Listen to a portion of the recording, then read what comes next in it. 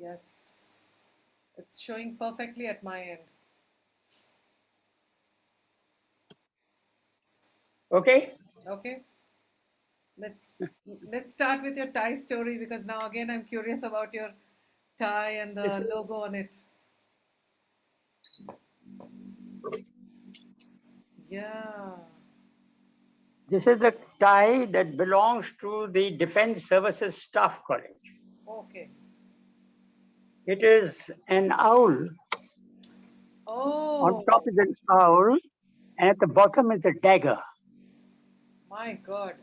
I thought it was So a if you mashal kind of a torchlight kind of. Oh, and it has a no, very nice ribbed design also. it's a dagger. Now the owl is a sign of the Defense Services Staff College. Okay. And when you become a student and you do the course, Hmm. you get a tie with only the owl. Okay. But if you later go as a directing staff or an instructor, as one might say, like I've done, Okay. then you get a dagger. This Oh. dagger means that you've done a minimum of 1 year service as a directing staff in the staff college. More about that later because the methods of teaching in the army are very relevant to the way you teach your students. Hmm. Because the military not only have to be very good in their work, whatever it is, but they have to also be excellent teachers. Because we have our own professors, our own teachers Right. in every instruction that we do in the Right. military. Okay. From junior levels of officers to the very senior levels of officers, they all do what are known as courses of instruction. Some last for a few weeks, some for a few months, and certain long courses like the Defense Services Staff College and the or the College of the Army War College, they last for a whole year. Hmm. And the teachers or the directing staff, as we call them, are all officers. Okay. Then in the Indian Military Academy and also in the National Defense Academy, all the teachers, most of the teachers are military officers. Some are civilian teachers who have been sent by the education system of the military, Okay. right? Yeah, civilian hired teachers, right? So we'll carry on from the story as we left off. Yes. As I told you, I had got married to Swaroop and we had a few parties in Delhi. We stayed a week. Okay. Got married on the 8th of February, which was a winter, 1958. And I wanted to go on a honeymoon. Hmm. And I decided to go to Shimla, which is full of snow at that period of time. So my father's friend, Jawan Chand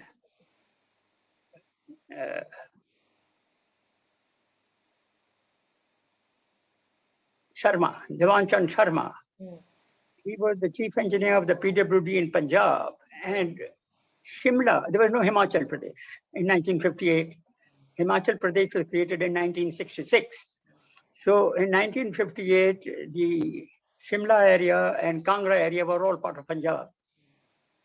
If you recollect your history, when Indira Gandhi was the prime minister, she divided Punjab up into Haryana separately and Himachal separately, and gave the Kangra district of Punjab to Himachal, which was based in Shimla.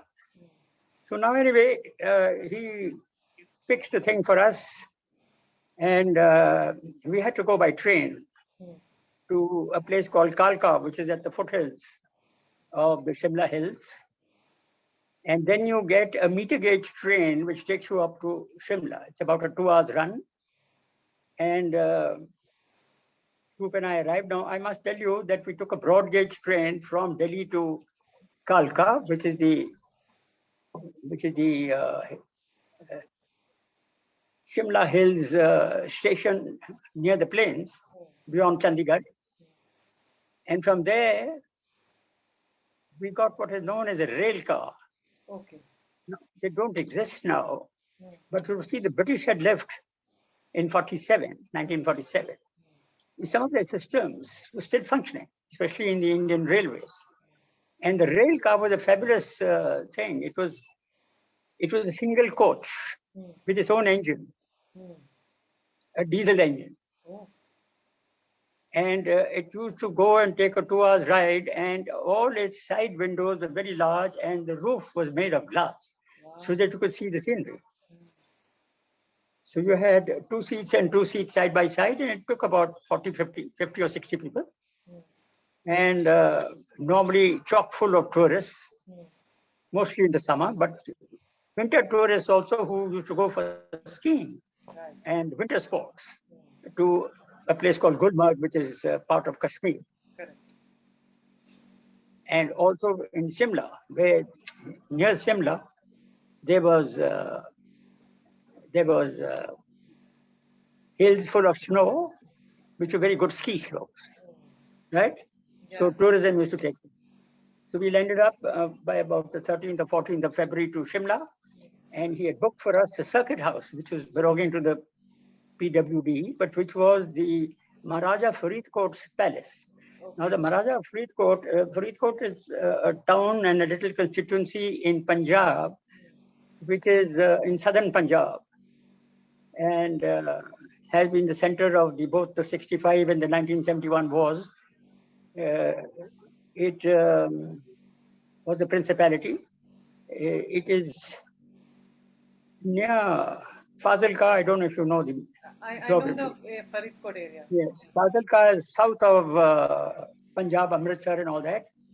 There's the Satluj River. You cross the Satluj River and come further south. That's in Fazilka. And then south of that is the Ganganagar district, which is part of northern southern Punjab. And when you go further south, you go to a place called Suratgarh, which is part of the Rajasthan, area, Rajputana. Now, we landed up there, and we had a hotel called the Clark's Hotel. Just below the Clark's Hotel, Eastern Simla, was Maharaja Faridkot's palace. It was called Raven's Wood. Okay. Now, a raven, as you know, is really a crow, a black Yes. crow. Yeah. And there are hundreds of those hanging around in that area because it was in a bit of a bowl. And there were a large number of trees there. And so a lot of crows used to hang around. So it was called Raven's Wood because there was a wood there. Yeah. It's a huge place. And it had about, the PWB had built it into a circuit house that is for senior officers to stay. And they had divided it into about 10 or 12 separate flats because it's a double-storied huge building.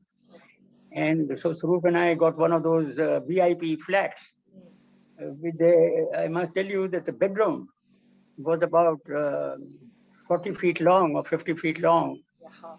and about 20 feet wide with a small little fireplace with a fire inside there, which certainly never warmed you at all. Yeah. Perhaps a good thing for a honeymooner, but whatever.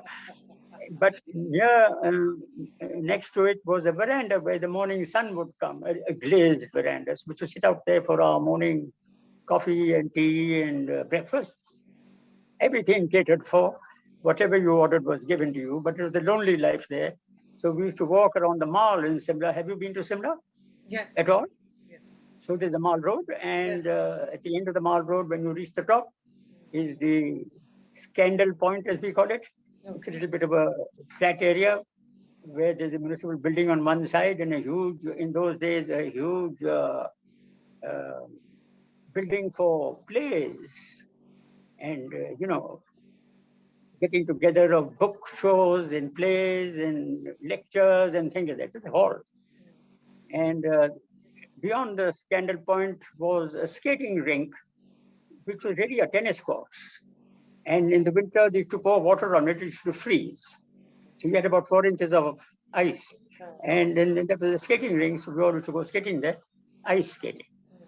And I was a very good roller skater, but ice skating was something new. Ice skating is easier than roller skating, I think.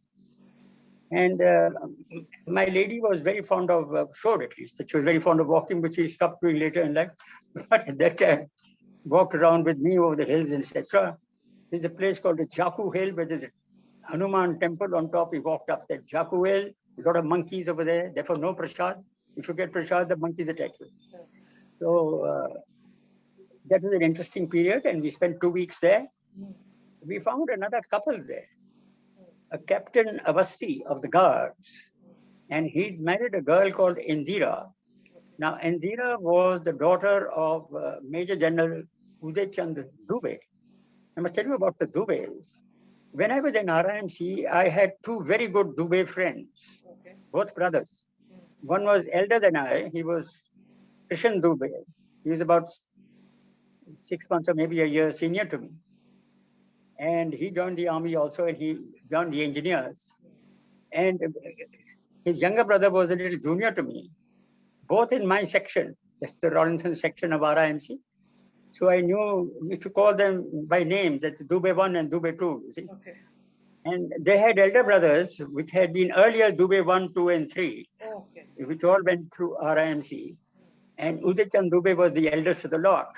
And he was a King's Commissioned officer. He had gone to Sandhurst in UK before partition to get his commission. And he was, as a Major General, he was Delhi area commander. So my father and all knew him very well. And he knew the family very well. This was his daughter, Indira.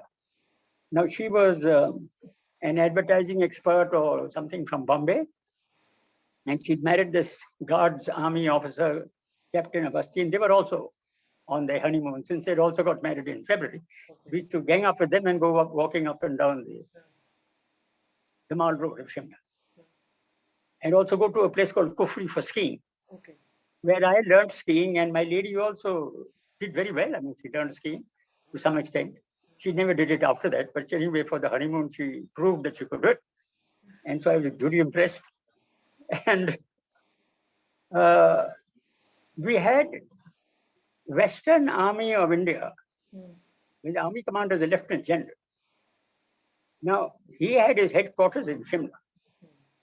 And the man in 1958, who was the army commander in Shimla, Lieutenant General, was Lieutenant General Kulwant Singh, one of our very senior officers who had fought extremely brilliantly during the 1947-48 war in Kashmir. And now he had become an army commander. And he is married to a very pretty lady who knew my wife's parents very well. They belonged to a family of Chandigarh, of Jalandhar and Chandigarh. And there were three sisters. They were supposed to be the beauties of Punjab. There are a lot of connections here because, so my wife said, this is my auntie so-and-so, so we'll go and look her up. And so we wanted to contact them. And I found, I checked up on who the ADC was of the army commander. And I found he was my friend from the Indian Military Academy, a chap called Choki Menon. Choki is nickname. He was the son of VP Menon. Now, I told you earlier that when the partition of India took place, Sardar Vallabhbhai Patel was the Home Minister. And VP Menon was his Secretary of State under him. He's a bureaucrat. And he's the man who really did the forcing of Indian princely state to join the Indian Union, which is Sardar Patel's job, you see, except for Kashmir and for Sikkim. Bhutan was a separate kingdom, but except for Sikkim and Kashmir, which Jawaharlal Nehru insisted he'll deal with himself, Sardar Vallabhbhai Patel, assisted by VP Menon, his Secretary of State, got all the princely states, including Hyderabad, into India. Hyderabad had to be put with the movement of the Indian Armored Division into Hyderabad. And so Choki Menon was his son, and he'd been a senior under officer in the Indian Military Academy along with me. Now, there were about 6 companies in the academy, and therefore there were 6 senior under officers and 1 academy senior under officer. Now, the academy senior under officer was a person called Jagat Vora, a tall 6'2" chap who also joined the Armored Corps. He eventually rose to the rank of a lieutenant general, but then he was the academy senior under officer. Therefore, he was supposed to be the boss of all the cadets in the Indian Military Academy. I was commanding a company called the Mictilla Company. I explained to you that Mictilla was the great battle that was fought in center of Burma on the Irrawaddy. And Choki Menon was commanding another company, and Imphal Company. And Imphal was also a battle fought World War II. Imphal, as you know, is in Manipur, the capital of Manipur, against the Japanese. So he had got commissioned along with me. He also joined the armored corps. He joined the Sindh Horse. The Sindh Horse is the 14th Sindh Horse, a very fine regiment.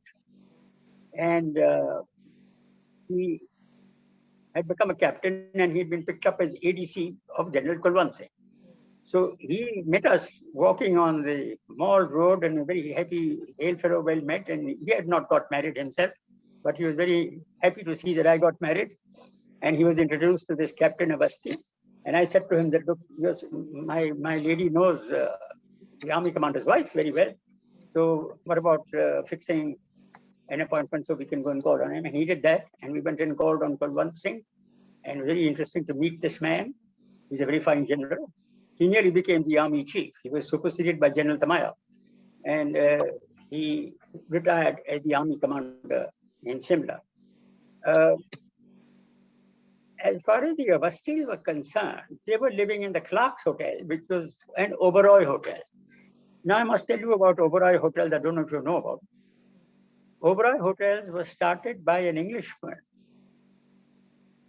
2 hotels in Shimla, Cecil Hotel in the earlier part of Shimla, and Clark's Hotel on the latter part of Shimla, right? We are very high-class hotels. I would say 4 or 5 star. And actually, in those days, those who could afford it certainly lived there. They were very well positioned on the hillside, so you could see the view of the valley and all that sort of thing. Very good catering. Now, when the partition took place, the English owner decided to quit and go back to England. So Oberoi was the Punjabi Sardarji gentleman, right? Who was his clerk. He was the clerk at the reception of the hotel. So he came to know, because he was a clerk, he was dealing with the correspondence, that his boss was trying to sell the hotel, put it out in the papers. And he approached his boss. He said, look here, instead of selling it, why don't you sell it to me? So the English gentleman said, I don't know if you have the money for it. He said, hang on, let me see if I can collect the money. So he went to all his friends from Punjab, all the Sardarji who had run away from partition and things like that, you see. And he managed to get enough money to buy out the Englishman. And from a mere clerk, he became the owner of the Oberoi Hotels. He set a standard on Oberoi Hotels, which is the proper standard for the whole of India today. That's correct. And not only did build these hotels all over India, but also abroad. If you go to Oberoi Hotels in Australia, which I did, top class, 5-star hotels, and in America, everybody else. So the Oberoi Hotels in Bombay, very famous, very well known. And that was the initiative and business acumen of a simple clerk. He had 2 daughters. One of them later got married to an armored corps friend of mine, Zirmani. And he's also from the Skinner's Horse. That's the first horse, Skinner's Horse of the armored corps. And the other girl married another army officer, but she had an unfortunate marriage. Darshan is her name, and she became a good friend of the family later. So I'm just telling you that connections that take place earlier on in your life, provided you're a person who seems to get on well with others and is open to friendship, they make relationships which last for the rest of your life, which is good for them, good for you, because they are friends. These friends are very helpful, and you are very helpful to them. I must say a word here about helping others, which is something you'll be teaching your students. You see, if you think of yourself all the time, then, well, that's what you do. There are many people like that. But if you're thinking of others rather than about yourself all the time, then maybe once in a while you can help somebody who wants a little assistance here and there. And when you help somebody, the saying is that that person may not be able to return your good deeds, but good deeds of helping to come around in a different sort of way. There are hundreds of stories of human beings who helped somebody who was in a bit of distress. And down the line, after many years, he's helped again and again and again by unknown people. See? The next question that arises, why are some people lucky and why are some people not lucky? You may be very efficient in your work. Somebody may not be that efficient, but if he's lucky, he seems to be going higher and higher in an organization, whereas you get left behind and you wonder why. It's an interesting thought to examine what are the qualities of a lucky person. Now, I consider our country, India, to be very, very lucky. Okay. As the luck has taken place in the country, for instance, we had to struggle for almost a century to gain our independence from India and from Britain, which is the most powerful nation in the world at that time. The sun never set on the British Empire. They ran a very good administration, Mark, though they looted the country. There's no doubt of that. But they also laid down your bureaucratic system, your system of governance, your system of systems in a democratic polity, you see. So when you parted company after getting the independence by whatever means, there were 3 or 4 reasons, as I explained earlier, as to why you got your independence. But once you got your independence, we are one of the few nations who never fought against our previous colonial masters. We became friends, and we are very friendly even today. That's helpful to Britain and is helpful to India, because friendship between nations is a matter of conduct and style. You do trade, you like each other, you speak the same language mostly, and you appreciate each other. I must say, from the Indian Army's point of view, that the complete organization, training, and method of instruction of the Indian Army is a British teaching. We must acknowledge that. Though later in life, when I became a much senior officer, and some of the British officers used to talk to me about this, I said, we are a student of the British art of war, but like good teachers or guru, when your student enhances far higher than you, you're not jealous, you're appreciative. Okay. So I said, don't be jealous of us. Be appreciative that your students got far beyond your military standards today. Yeah, because Britain, unfortunately, has the way its luck turned.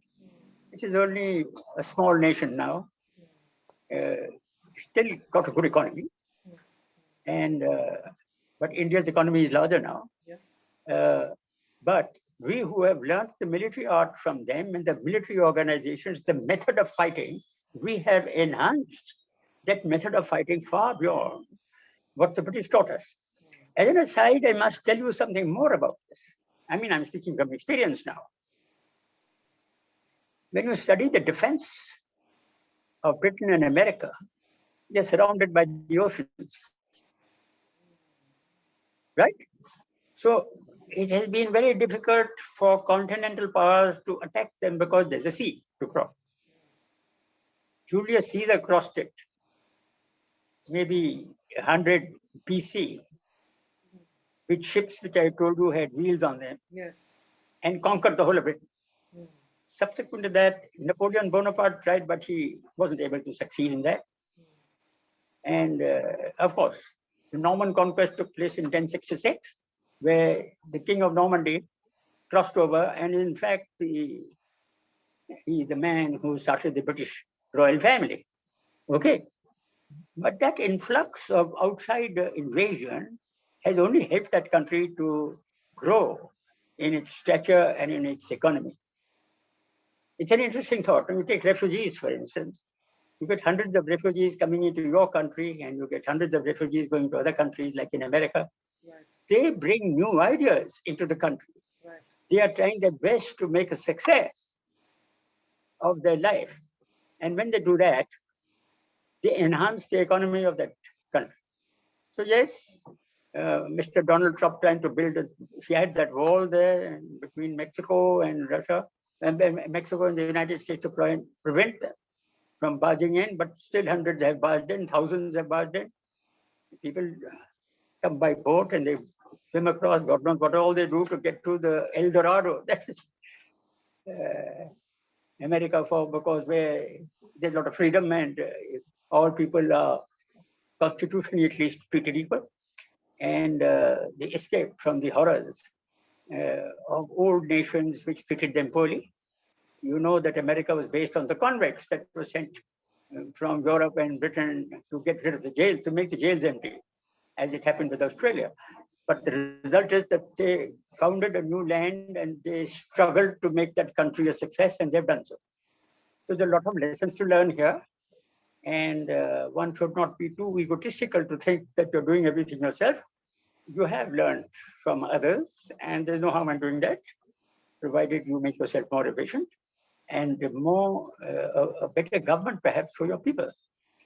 So now coming back to the story, we came back from honeymoon, and I had to return to my posting in Babina as the staff captain of the Armored Brigade, 1st Armored Brigade, the only Armored Brigade of India at that time. And I requested my boss, who was still General Badwar, Brigadier Badwar at that time, to say that, look, just got married, and it's not easy to live without your wife.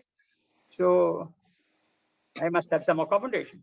And he said to me, look, you're in the administration and quartermaster branch. You know everything about the accommodation.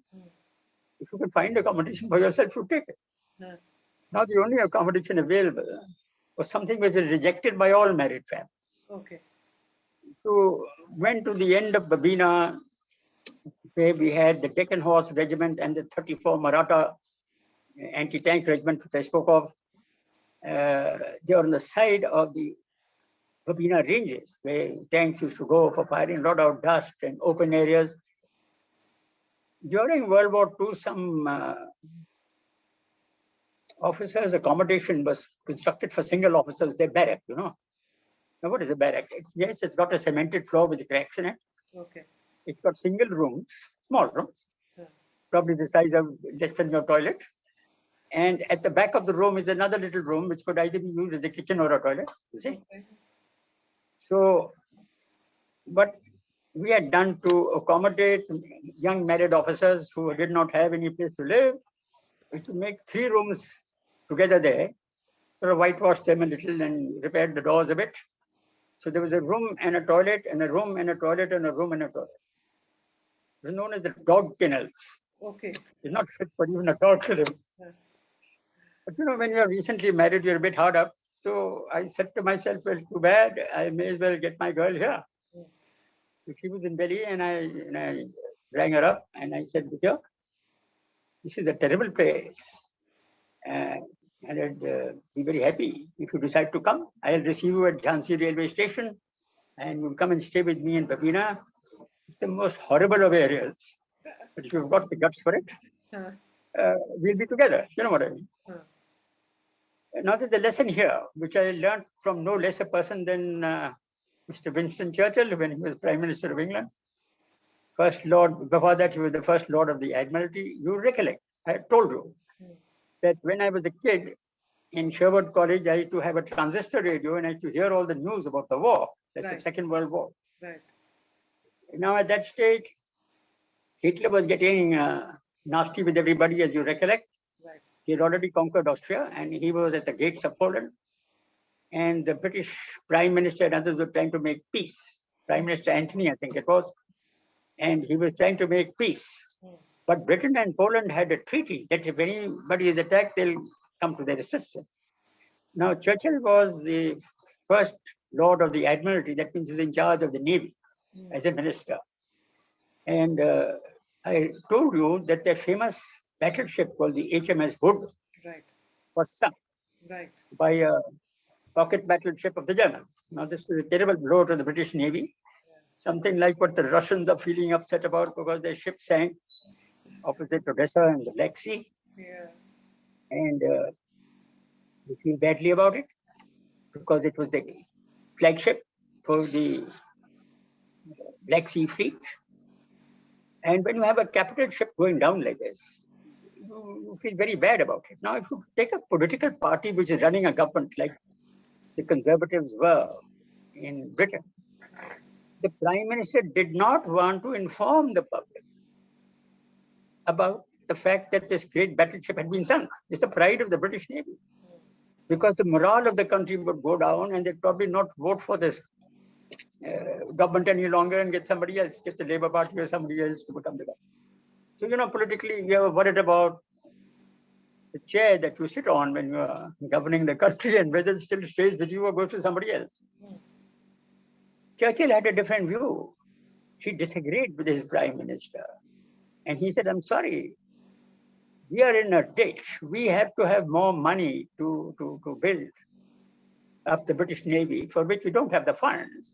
So every Englishman has to give us a little mite, whatever he can, from his pockets, so that we rebuild our Navy to take on the Germans.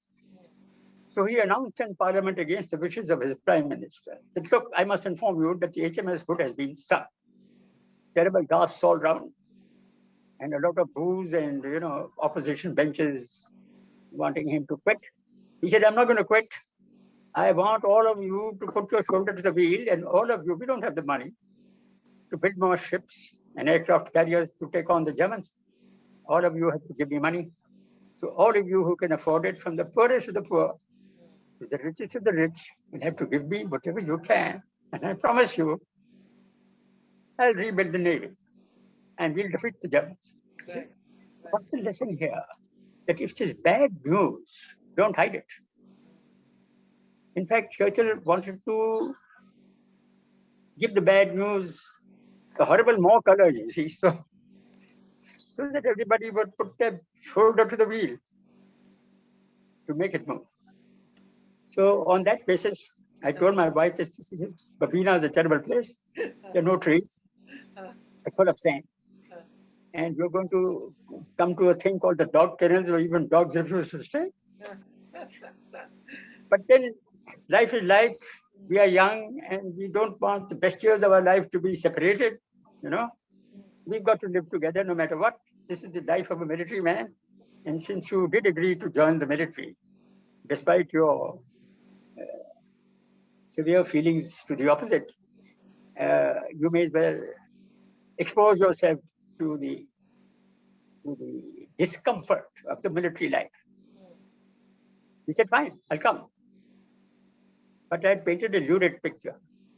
So when she arrived in Jhansi, I went to Jhansi, and I had a thing called a station wagon.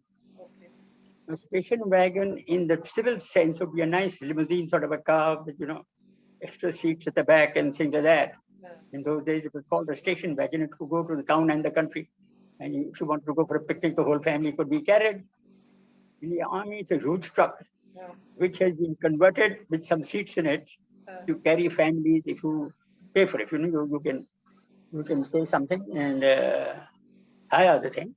So I hired that, and this monster of a vehicle arrived at the railway station, and she said, is this the station wagon you're going to take me? And I said, don't worry, we'll help you up.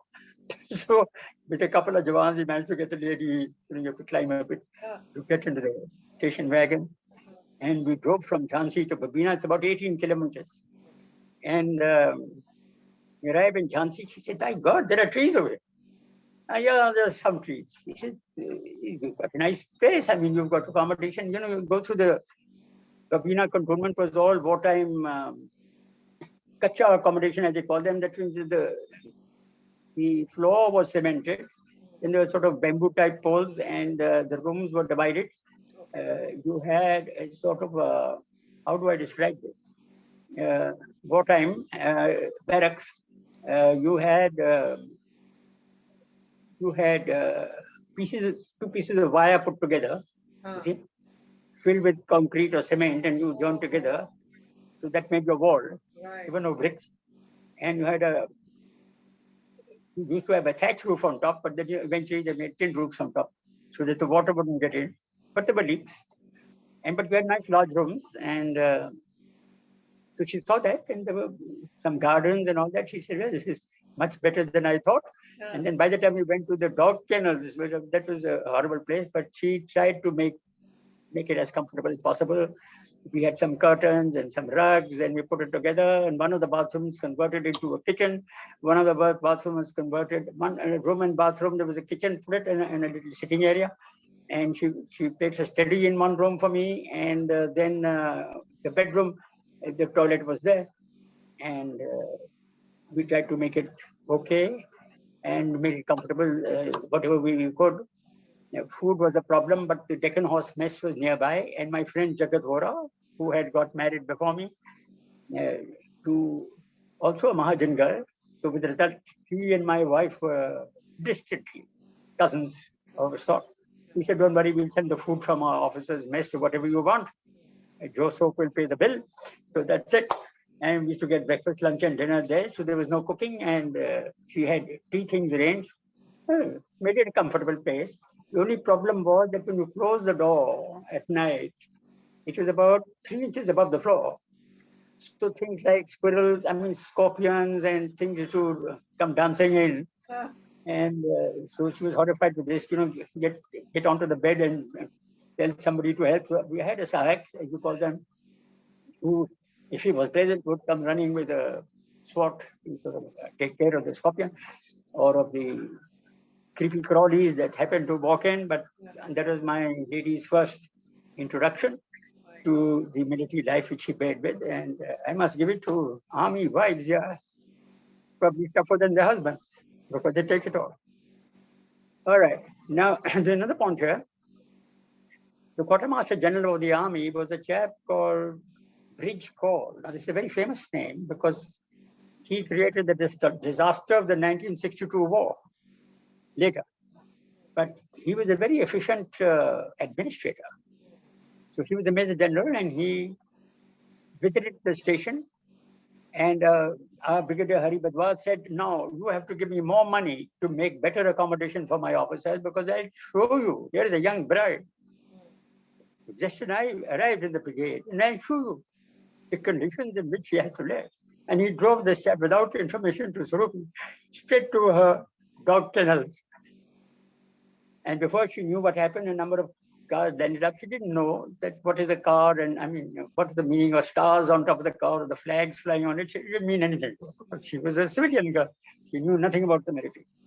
So she just looked out of the window and there were these 4 or 5 FT officers with medals and things, And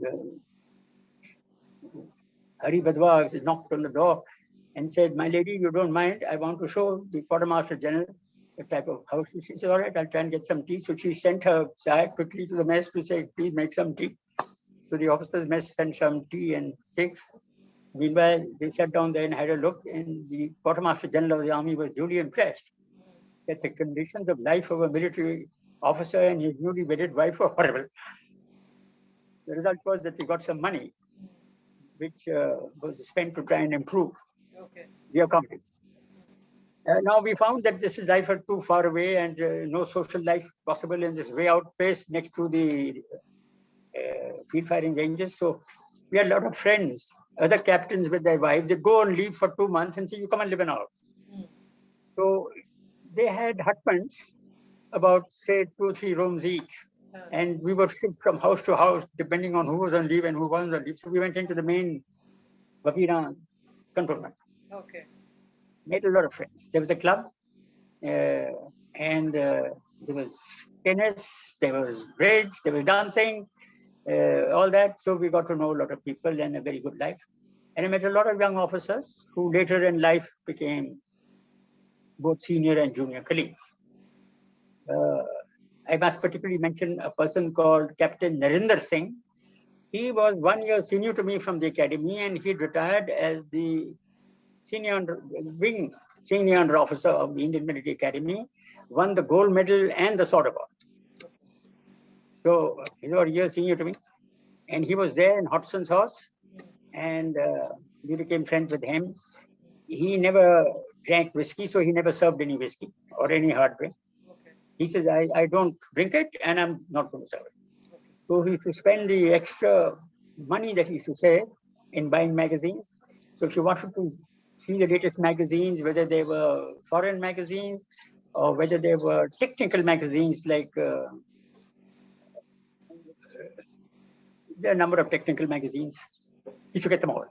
And he used to go to his house, sit there, drink his cups of coffee and read his magazines. He was married to, though he was a Sardar himself, he was married to a Hindu girl called Indumati, and Indu was his wife.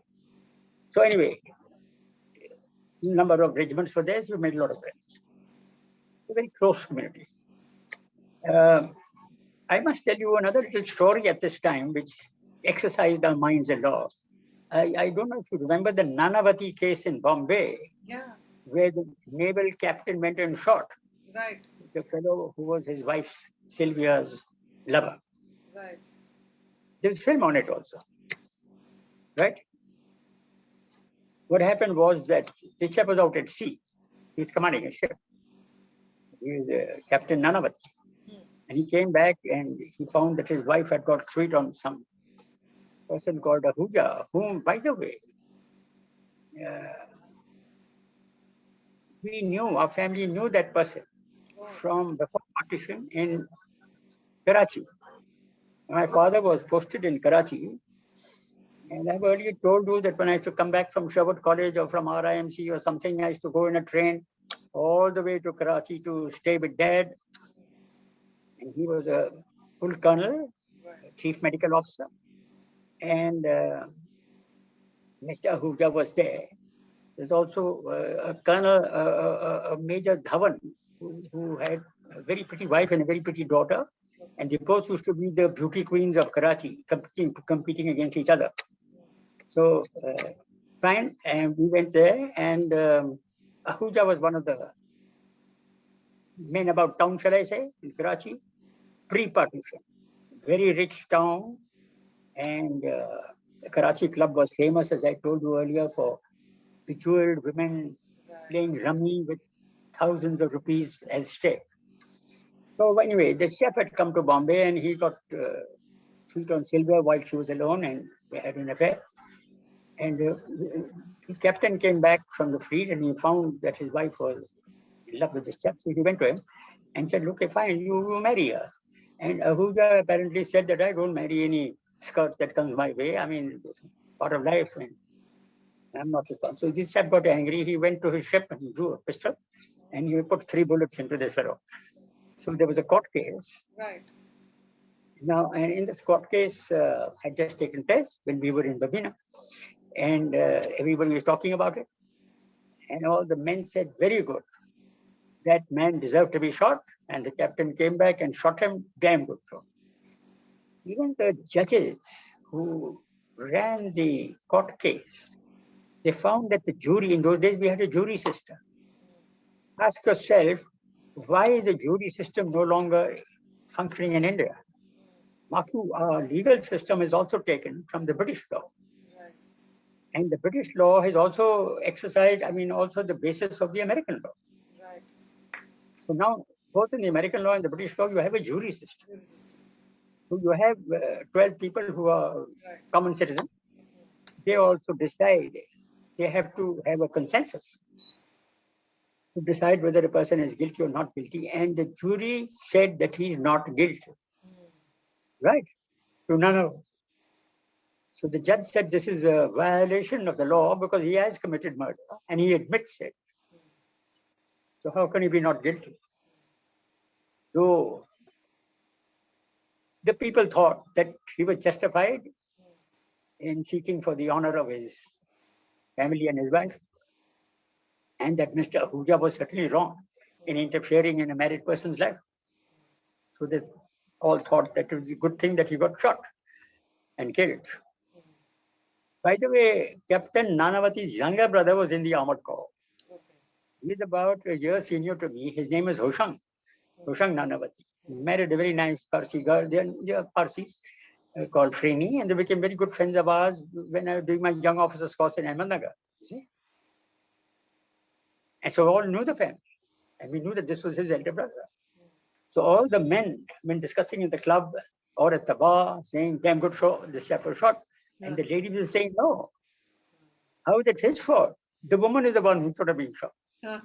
Why did she give him the come hither?" I mean, after all the women know that they control these things. And I don't know what to think about it, but this is what the idea was, that the women thought that the female was to blame, and the men thought that the men were to blame. Big arguments would take place on this subject. Anyway, that was the moral side of it, as one saw, because in the military, you're very concerned about people's people invading your family life, especially when husbands are away on duty. Right. So we are very touchy about this subject. Right. In the civil world, many people, even later in life, told me that why are you so, what shall I say, sticky about common relations between a man and a woman. I mean, after all, today, even the Supreme Court has said that private affairs are private. Uh, but in the military, we are very concerned about this. We have in our Army Act specific uh, sections of the Army Act, which are taken from the Indian Penal Code, but some of them have been made a little more harsh in punishment. Huh. And one of the things is that to take action against an officer who has uh, usurped the affections of another officer's wife. See? So we have a military law to punish these people. Now, in the civil world and amongst many of the judges, they raise their eyebrows and say that, you people are very harsh about this. We say, yeah, we have to be, because if the military is out in the front doing their job and their duty, you can't have other people coming in fiddling around with their families. Yeah. And we're not acceptable. And if a chap brings a pistol and shoots you, damn good show. Mm. So anyway, this is an interesting question that you could mull over, but it's a question of human relations. We in the military do feel that, family life is very important. I would say further that family life is the one that runs the nation. As a nation is a conglomeration of families. And therefore, they get together because they are one group of human beings. And children are very important. This was the future of the nation. Therefore, children must be having good parents and loving parents, or at least on the surface, loving parents, if you like, who give the correct guidance and correct example, shall I say, to the children. So we learned all this in Babina. Now, a few more things about Babina. Hari Badwar, the brigadier, the first brigadier I had, was a very interesting human being, and I learned a lot from him. For instance, he trained us very hard. We got new Centurion tanks from Britain, and these were bigger tanks and heavier tanks, and people had to train on them.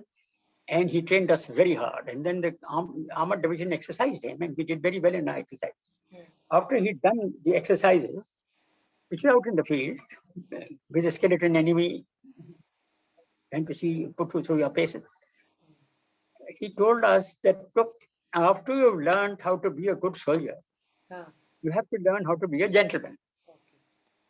So in that, what are the values of a gentleman? How should he behave with each other, and how should he behave with the opposite sex? And how should he behave with his seniors and juniors, and how should he behave with his jawans? He must set a high standard. So he give us lectures on this. The idea here is that many countries, especially in America, no longer teach what are called the moral sciences. But Nivedita, whatever religion you may belong to or may not belong to, there are certain moral standards of functioning in life to make your life easier. It's written in the 10 Commandments that Old Testament of the Bible states. Moses brought the 10 Commandments written on a tablet. Right. Not that people follow it, but in a society, if you want to live a happy and free life, you got to follow certain rules of engagement with other human beings. So he taught us all this, and he went even on to the business of gardening. For instance, he said that if you are living in a house, no matter temporarily, you must make a garden. That means you have private effort. It gives you something to do in your spare time, other than your military business. So you grow lawn, you grow hedges. So he did a number of operations in Medina which had no water. He said, before you can make a lawn or a hedge, I mean, the structure of a garden, according to his teaching, well, there has to be a lawn and there has to be a hedge. Flowers and flower beds and vegetable patches come later. So he said the first thing is to get water. So since there was no water, he ran a military operation called Moses and the Rod. Okay. If you again study the Old Testament, Moses, who was the famous holy man, shall I say?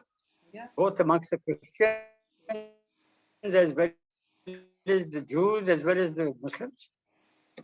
Baba Musa, Moses. And he was arguing with the pharaohs.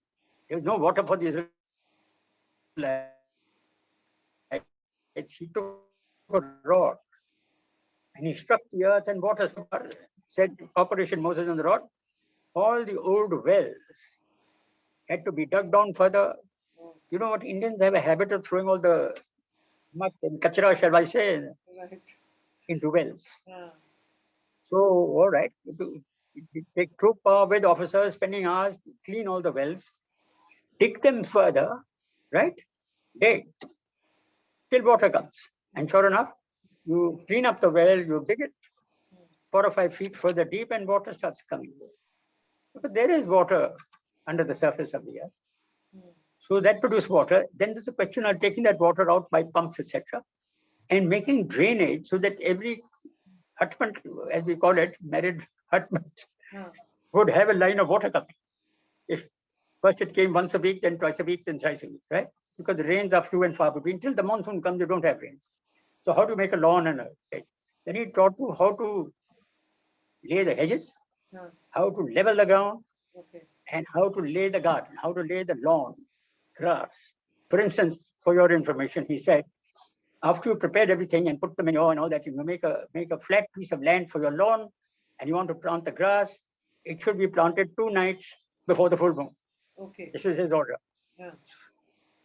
So he said, whether it's your woman who has to be impregnated or the soil, 2 nights before the full moon is the right time. So whether that works or not, I don't know. But nonetheless, we all had good lawns. And another thing happened. You know, the people of Babina, the civilians, had a lot of cows and cattle Okay. who had no grazing area because there was no grass. Of course, there's no rain and there's no grass. So they were all getting into becoming skeletons and becoming old and all that sort of thing. And as a result, they were not even giving milk. But the Hindu, being a little careful of the cow, question was what to do with these cattle. So when they saw in the cantonment these lovely lawns coming up after Operation Moses in the lawn, in the middle of the night, they would sort of open your gate and pung in about 30 head of cattle. Okay. By the time you woke up in the morning, all your lawns, hedges, flowers, everything had disappeared. Oh. All eaten up by the cattle. So they all complained to the brigadier that, look, how do we control these civilians who are attacking the cantonment?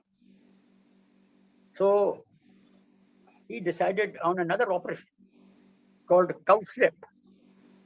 Now, cow slip was an operation to train the motorized battalion. I told you about the 10 Dogra motorized battalion commanded by Prakash Gariwal, who I told you about his medical officer who have a large sick parade.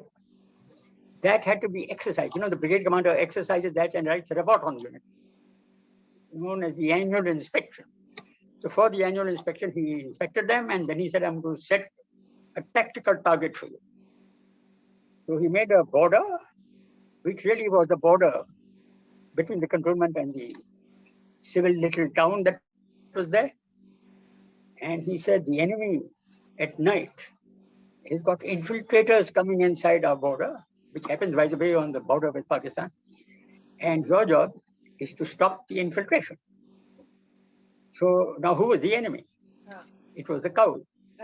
Because there were hundreds of these cows being shoved in at night to attack your garden. So this infantry battalion was all laid out. Jawans to pakro, the infiltrator. So they would have nets and lassos and things like that and chase these cows and catch them. And there was an area which is a small firing range for sub-caliber weapons. You can't fire the main tank gun all the time because the ranges have to be open. But you have small tank, it's got a wall around it and it's got a butt, where the sand and all that. So you can fire .22 rifles, which are stuck on top of your main gun to see whether you hit the target. The small little targets. Okay. So we selected one of those. He says, this is the cattle pound. So all of you who catch the cattle will shove them inside this pound. So that was blocked off. And soon we had about 30 or 40 head of cattle inside that. By the night went over, cockroach here. The civilian people were very upset about this because their cattle were not only not permitted to have a munch of luscious green grass, but they also were caught and shoved into this cattle pounds guarded by sentries. So then he asked, somebody asked him, how do we manage these cattle? They have to be fed every day. They have to be watered every day. You don't worry, you do that, we'll have another operation. This operation was to the land, like the Israelis were taken away from Pharaoh's Egypt to the promised land, where there was a land flowing with milk and honey. He said, we'll take the cattle to the promised land, which is flowing with milk and honey. Now, that was about 50 miles away. Okay. It's about 80 kilometers. A place called Shivpur, where there was a forest and there was a river there. Okay. And luscious green grass used to grow. We used to do our tank training out there. So everybody knew the place. So he said, all of you, and the Jawans are very careful about cows, because they are, after all, respect Right. Gau Mata. So he told the Jawans, don't worry, these chaps are all starving because they've not got grass and all that, because there is no grass. So we'll send them to the promised land, where there'll be plenty of grass and plenty of water. He says all the horns of these cattle will be painted one red and one yellow. That's the colors of the armored corps. Armored corps colors are red and yellow. Yellow is sweat and red is blood. Okay. Right. So the one horn was painted yellow and one horn was painted red. So it would recognize the old half-dead cattle that you had caught who were unfed. He said, because next year when we go on our exercises, these same cattle will be charging you huge, well-fed, well-watered, and take you on, you see. So sure enough, we put them into trucks and sent them 50 miles away, 80 kilometers away into the Shivpuri forest, where they were released. And they all went jumping around because there was plenty of grass to eat and plenty of water to drink. But the people of Babina were very upset that A, the cattle were captured and B, they suddenly disappeared. So now Rajkumari Amrit Kaur, I mentioned her earlier, she was the health minister of Jawaharlal Nehru. This happened to be a part of her constituency. So in her election tour, she landed up at Jhansi and Babina. Okay. So all the village panchayats complained bitterly to her that this army has taken away our cattle. And so she was in a rest house in Jhansi, PWD rest house, where she had about 40 or 50 of her various panchayat groups and so on. And they bitterly complained about the nasty army who had taken away their cattle and made them disappear. So she sent word that would the brigadier please come and meet me. So that information arrived and we were in the same barrack, the brigadier's office was one side and mine was at the other end.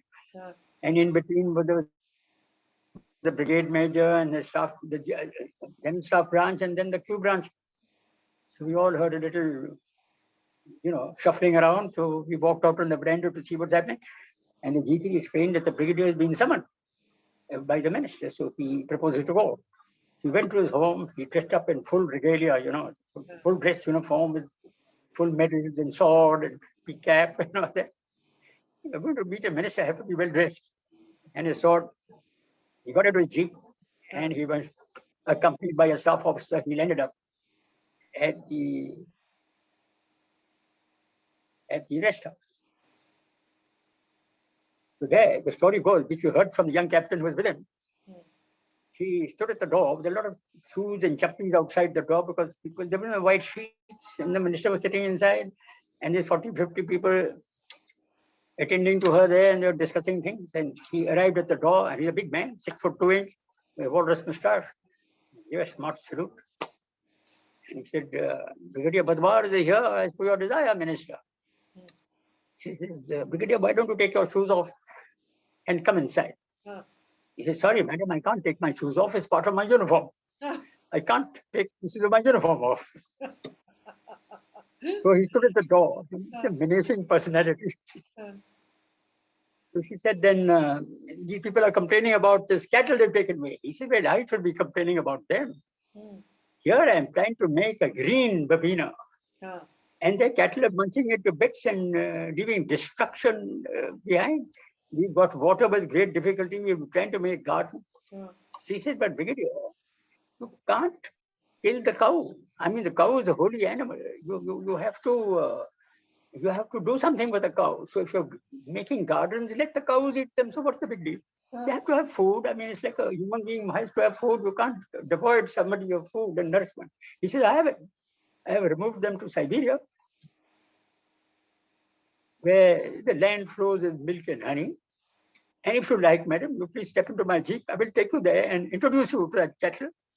They've got a red horn and a yellow horn, and they're well fed and they're well watered, which these people here cannot do. It's 50 miles away. So she had to be convinced. She didn't know what to do with them.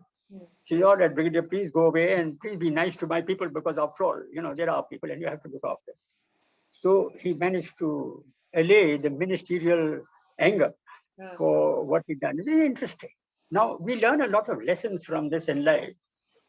Yeah, if you do something, it has to be for the welfare of both human beings and animals, if you like.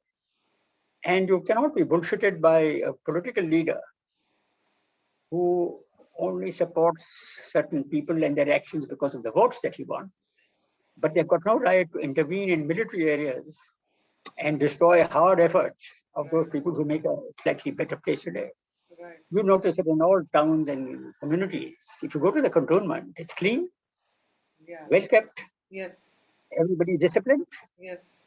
and all the civilian leaders look at it with a baleful eye to say, we want that. Yes. Why? Because they can't keep a place clean. Why? Because they don't have discipline. See? Why don't you have discipline? So, this can only be taught from the youngest of children. You have to have a personal discipline. I'll say a word or two about discipline. There is a discipline which is laid down by an organization. That's the organization's discipline. Many people say that if you want to break the glass ceiling, you have to break the discipline, because those are rules of a company or of an organization by their experience over a number of years, which have all gone by. Right. In the future, the scene would be different. Right. Therefore, you may have to break those rules to get a better result of profits or whatever it is. In the military, you also say there's another aspect called the personal discipline. What time to get up in the morning? How do you work? What is your exercise routine? What is your rest routine? How do you do your work? How do you deal with those whom you're associated with? This is personal discipline. Right. So we say you have to have a very high standard of personal discipline, which unfortunately in our country is lacking. I spoke about a religious man who is very friendly to my father, Sukhsen Nath Chopra, Right. who became a Swami, but he was a BLLB and also the principal of a school in Singapore, which was taken over by Subhash Chandra Bose. And they made him the principal of the officers training school of the Indian National Army. But he'd gone to Japan to see what they do. And I told you that story. He was very impressed with that discipline. And when he spoke to me, he said to me that if India can get even 25% of the discipline of the Japanese, you can't stop us from being the top nation of earth. Unfortunately, we don't have it. We have to work on our children to get that sense of correct conduct and discipline.